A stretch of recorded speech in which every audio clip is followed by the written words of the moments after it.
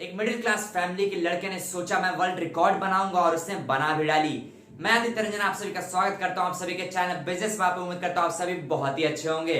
तो आज हम बात करने वाले हैं वर्ल्ड के सबसे बेस्ट और सबसे बड़े motivational speaker Sandeep Maheshwari sir के बारे में, जो कि एक इंडियन है। आज की वीडियो बड़ी ही मजेदार होने वाली है और बड़ी ही मोटिवेशनल होने वाली है। वीडियो को अंत तक देखिएगा। वीडियो अच्छा लगे तो वीडियो को लाइक कर दीजिएगा और चैनल पर है तो प्लीज इसे सब्सक्राइब भी कर दीजिएगा। खास करके ये वीडियो उनके लिए है जो अभी मिडिल क्लास फैमिली से बिलोंग करते हैं, जो स्ट्रगल कर रहे हैं या फिर स्टूडेंट है और कुछ बड़ा करने चाहते हैं अपने लाइफ में। संदीप माहेश्वरी का जन्म 28 सितंबर 1980 को हुआ था। पापा बिजनेसमैन थे। फैमिली कंडीशन उस समय अच्छी चल रही थी, कोई प्रॉब्लम नहीं था। 9 तक आते आते फैमिली कंडीशन थोड़ी बिगड़नी शुरू हो गई, फाइनेंशियल कंडीशन थोड़ी बिगड़नी शुरू हो गई। 11-12 तक जब संदीप माहेश्वरी पहुंचे तो उनकी condition, family condition, financial condition बहुत ज्यादा खराब हो चुकी थी। उस टाइम इन्हें समझ में नहीं आ रहा था कि मैं बिजनेस करूं या फिर पढ़ाई कंटिन्यू करूं, क्योंकि घर में पैसे नहीं है, कहां से हमारा घर चलेगा। ऐसे इतने कंडीशन, इतने प्रॉब्लम के बावजूद संदीप माहेश्वरी ने 12th में 85% मार्क्स स्कोर किया। 12th खत्म करने के जस्ट बाद ही इन्होंने कुछ बिजनेस स्टार्ट करने की सोची। वहीं पर इनके दिमाग में आया कि हम कंसल्टेंसी का बिजनेस कर सकते हैं। जो 12th में बच्चे हैं, 12th खत्म कर चुके हैं, उन्हें हम एडवाइस दे सकते हैं क्या आगे क्या करियर चुन सकते हैं। ऐसे इन्होंने एक बिजनेस स्टार्ट करा जहां पर उन्होंने नाम रखा what to do after 12th, मतलब 12th के बाद क्या करें। और उन्होंने वहां पे अपने घर के एक लैंडलाइन का नंबर प्रोवाइड कराया जहां पर लोग इन्हें कॉल किया करते थे और पूछा करते थे कि 12th के बाद हम क्या कर सकते हैं। तो उस समय सभी को बताया करते थे कि आप क्या कैरियर चुन सकते हैं, क्या कैरियर पाथ चुन सकते हैं। इसमें उन्होंने बहुत सारे पैम्पलेट बनवाए थे, इसको जगह जगह पे चिपकाया था, जिसमें कि इनका 2500 का इन्वेस्टमेंट आया था।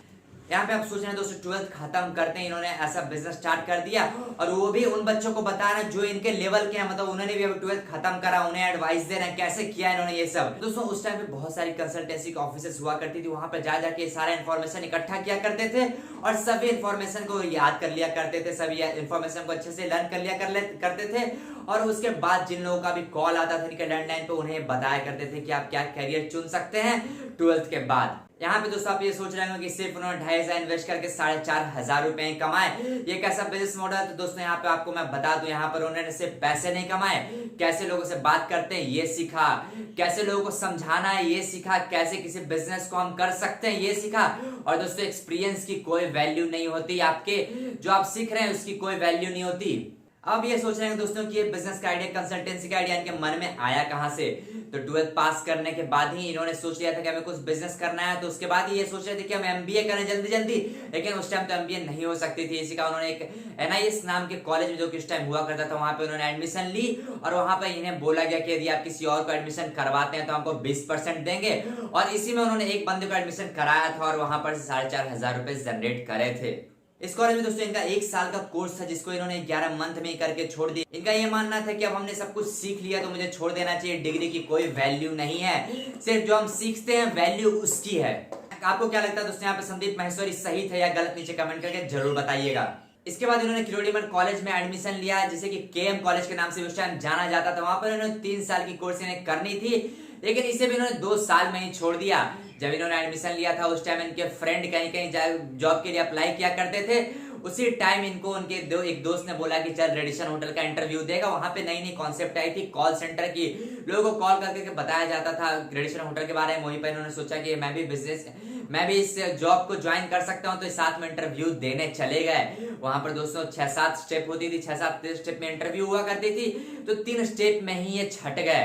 तो इन्हें लगा कि मैं कुछ नहीं कर सकता हूं, मैं सिर्फ एक जॉब इंटरव्यू नहीं क्रैक कर पाया तो मेरा और ही क्या होगा। लेकिन दोस्तों आप सोच रहे हैं यदि उस टाइम ये जॉब कर लेते संदीप माहेश्वरी तो आज यहाँ पे नहीं होते जहां पे जिस ऊंचाई पे वो अभी हैं। इसी कारण दोस्तों कोई अपॉर्चुनिटी हमें मिलती है, उसमें यदि हम नहीं कर पाते तो हमें ये नहीं सोचना चाहिए कि हम आगे भी नहीं कर पाएंगे। बहुत सारी अपॉर्चुनिटीज है जो कि आप ग्रैब कर सकते हैं, सिर्फ एक जगह से हार मान के हमें छोड़ देना नहीं चाहिए, आगे मेहनत करते रहना चाहिए। और वही काम संदीप माहेश्वरी ने किया, आगे मेहनत करते रहे, नई नई चीजें ट्राई करते रहे। इसके कुछ दिनों बाद ही इन्होंने मल्टी लेवल मार्केटिंग की कंपनी ज्वाइन करी। वहां पे किरोड़ीमल कॉलेज में पढ़ भी रहे थे और साथ साथ मल्टी लेवल मार्केटिंग भी कर रहे थे। इसमें दोस्तों इनको बहुत ज्यादा सक्सेस नहीं मिल पाई, कुछ दिन में ये काम भी इनका बंद हो गया। साथ साथ मैं आपको बता दूं किरोड़ीमल कॉलेज में फैशन शोज हुआ करते थे, मॉडलिंग हुआ करती थी, जिसमें भी ये पार्ट लिया करते थे।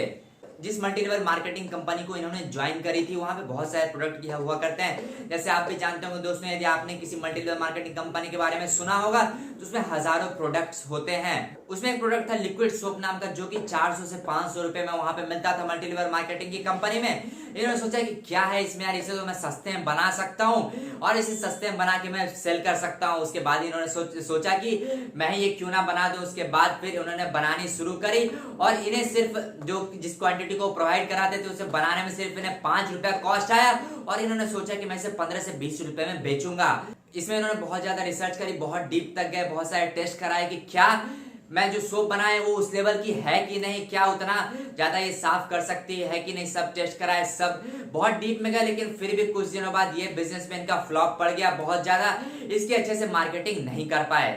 यहाँ पर दोस्तों इन्होंने हार नहीं मानी। आप देख रहे हैं दोस्तों 2-3 बिजनेस अभी तक ये ट्राई कर चुके हैं, सब में सक्सेसफुल नहीं हो पाए हैं और तब भी इन्होंने हार नहीं मानी, आगे बढ़ रहे हैं, नए नए कुछ ट्राई करते जा रहे हैं। ऐसा है दोस्तों, हमें भी करना चाहिए, हमें हमेशा नई नई चीजें ट्राई करती रहनी चाहिए, क्या पता हमें डेस्टिनी कहाँ ले जाना चाहती है। अब बात करते हैं दोस्तों मॉडलिंग की, जो कि वो केएम कॉलेज में कर रहे थे। उस टाइम उनके एक फ्रेंड ने पोर्टफोलियो कहीं से बनवाया था, तो इन्होंने इस पोर्टफोलियो को देखा तो इन्हें लगा कि वाह कितना अच्छा चीज है, उन्हें इस चीज में इंटरेस्ट आने लगा। इन्होंने सोचा कि मैं भी ये पोर्टफोलियो बनाऊंगा।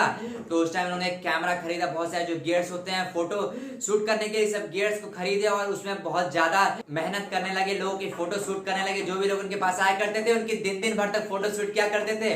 जो लोग सुबह आया करते थे उनको रात तक ये छोड़ा करते थे, मतलब जब तक एकदम लाइट खत्म ना हो जाए उन्हें छोड़ते नहीं थे, मतलब उन्हें एकदम परेशान कर देते थे। क्योंकि दोस्तों इनमें सीखने की जज्बा थी, ये सीखना चाहते थे। इसी कारण जो भी लोग आते थे, चाहे वो बूढ़ा हो, चाहे वो बच्चा हो, चाहे वो लड़का हो, चाहे वो लड़की हो, सभी का ये फोटो शूट किया करते। तो फ्री में इन्होंने 1 भी रुपया चार्ज नहीं करे, क्योंकि इन्हें सीखना था, इन्हें पैसे अभी नहीं कमाने थे, इन्हें सीखना था, अपने स्किल को मास्टर करना था। कुछ दिन बाद दोस्तों जब इन्होंने अपने स्किल को बहुत बढ़िया से मास्टर कर लिया, उसके बाद ये चार्ज करना स्टार्ट किया और उसके बाद कुछ ही दिनों में ये 25 से 30 हजार रुपए महीने के कमाने लग गए थे। इस टाइम लगने लगा था कि अब लाइफ सेटल हो जाएगी, अब कोई दिक्कत नहीं है। उसके बाद इनके बहुत ही पुराने फ्रेंड ने बोला कि एक बहुत बड़ी मल्टी लेवल मार्केटिंग की कंपनी है, इसको आप ज्वाइन कर सकते हैं, जिसका कि नाम जापान लाइफ था। बहुत ही बड़ी लेवल की कंपनी थी, बहुत ही ऊंची लेवल की कंपनी थी, जहां पे लोग बहुत ज्यादा पैसे कमा रहे थे और बहुत लोग इसमें एनरोल कर चुके थे, जो कि कंपनी आज के टाइम में बंद हो चुकी है दोस्तों। उस टाइम इसमें एनरोल करने में 70,000 रुपए लगते थे। उस टाइम इनके पास पैसे तो नहीं थे, ये कहां से करते, तो इन्होंने अपने कैमरा को बेचा और जिस दोस्त ने बोला था उससे कुछ पैसे इन्वेस्ट के मिला जुला के, इधर उधर से इन्होंने घर से 1 रुपया भी नहीं लिया, इधर उधर से मिला जुला के इन्होंने 70,000 रुपया जमा किया और उसे उस कंपनी में इन्वेस्ट किया। उसके बाद इनकी ज्वाइनिंग हो गई। इसमें इनकी बिजनेस काफी अच्छी होने लगी थी। 10 से 11 महीने में ये 1.25 लाख का महीना, 1,25,000 रुपए पर मंथ कमाने लगे थे। जी हाँ दोस्तों, 1,25,000 पर मंथ कमाने लगे थे। अब इनकी लाइफ और भी ज्यादा अच्छी हो चुकी थी। अब इन्होंने सोचा कि मैं जितना चाहूंगा उतना मैं कमा लूंगा। जो बंदा पहले 10-15 हजार कमाने की सोच रहा था, रेडिसन होटल में कॉल सेंटर की जॉब करने की सोच रहा था, वहां पर दोस्तों आज ये 1.5 लाख रुपए, 1,25,000, 1,30,000 रुपए कमा रहा है। तो इनके मन में ऐसा आ गया था कि मैं कितने रुपए भी कमा सकता हूँ। और ये अच्छी बात है दोस्तों, आपके मन में भी आना चाहिए, कॉन्फिडेंस आना चाहिए कि आप बहुत ज्यादा पैसे कमा सकते हैं, कभी हार नहीं मानना चाहिए। उसके बाद दोस्तों इन्हें ये बिजनेस भी उतना अच्छा नहीं लगा। कुछ दिन इन्होंने पैसे कमाए, उसके बाद इन्होंने इसे क्विट कर दिया। सोचा कि मैं अपनी कंपनी क्यों ना बना लूं मल्टी लेवल मार्केटिंग की। उसके बाद अपने दोस्तों के साथ पार्टनरशिप करके कंपनी भी स्टार्ट करी। लेकिन कुछ दिनों बाद ये कंपनी बंद हो गई, अच्छे से चल नहीं पाए। इन्होंने पैसा अच्छा खासा जनरेट कर लिया था, लेकिन कुछ पार्टनरशिप के प्रॉब्लम के कारण ये कंपनी भी इनकी बंद हो गई। उसके बाद कुछ दिनों तक एक घर में बैठ के बहुत दिनों तक इन्होंने काम नहीं किया। उसके बाद इनके बहुत पुराने दोस्त ने पोर्टफोलियो लाया, जिसको कि इन्होंने देखा तो फिर इन्हें याद आया कि हाँ मैं तो फोटोग्राफर था, मैं पहले फोटोग्राफी किया करता था।